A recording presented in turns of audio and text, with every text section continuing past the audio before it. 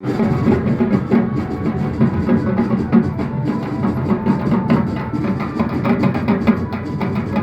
কোথায় হারিয়ে গেলাম? না, হারিয়ে যাইনি, আছি। আসলে কোনো কিছু করতে গেলে বা কোনো ভিডিও করতে গেলে বা যে কোনো কাজই বলো, করতে গেলে একটা মনোসংযোগের প্রয়োজন হয়, সেটা পাচ্ছিলাম না। তো যাই হোক, সব মিলিয়ে আর করা হয়নি ব্লগ। তো চলো তোমাদের সঙ্গে একটা ছোট্ট ব্লগ শেয়ার করছি। আশা করছি তোমরা যে যেখানে আছো ঈশ্বরের কৃপায় ভালো আছো, সুস্থ আছো। কৃষ্ণনগর থেকে ফিরছি, বুঝতেই পারছো, জগদ্ধাত্রী পুজোর পরের দিন। আর এখানে প্রসেশনটা ভীষণ ভালো হয়। প্রসেশন মানেই একটা অন্যরকম, সেটা যেভাবেই বলো, যেভাবেই ব্যাখ্যা করো, তো এটার একটা রূপ।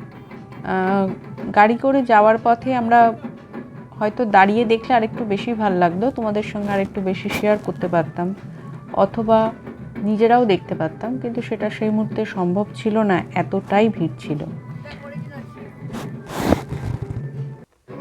দেখার মতো হয়, দেখার মতো।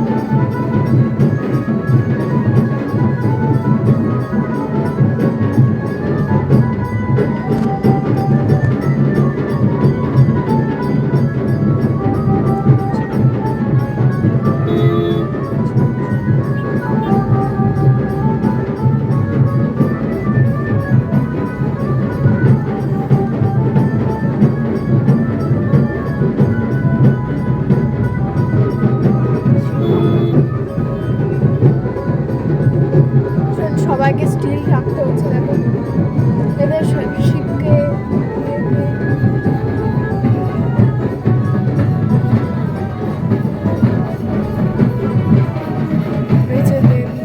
ফিরে যাওয়ার পথে যখন যাই কৃষ্ণনগরে, তখন একরকম একটা মনে হয়, অনুভূতি হয় যে না, যাচ্ছি, বেশ অনেকটা দিন টাইম আছে।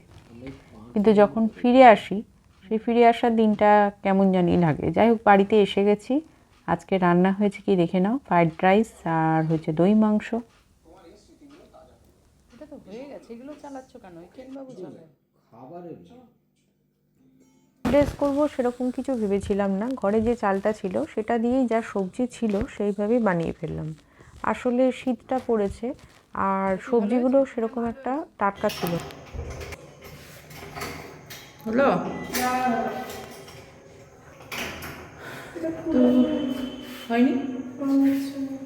তো এখন আমরা বেরোচ্ছি, এই যে তাড়াতাড়ি বাজছে, আর এখন বাজে কটা? এখন বাজে 6:30, একটু বেশি হয়ে গেছে। তো যাবো একটু দোকানে, আর ভাবছি এখানে একটু রাসমেলা হচ্ছে, একটু দেখেও আসি সামনে থেকে। ভিড়টা জানি না বেশি। কাঁথির এই রাসমেলাটা বেশ অনেক বছরের পুরনো। আমি যবে থেকে কাঁথিতে এসেছি, রাসমেলাটা খুব একটা যাওয়া হয়নি এমন হয়নি।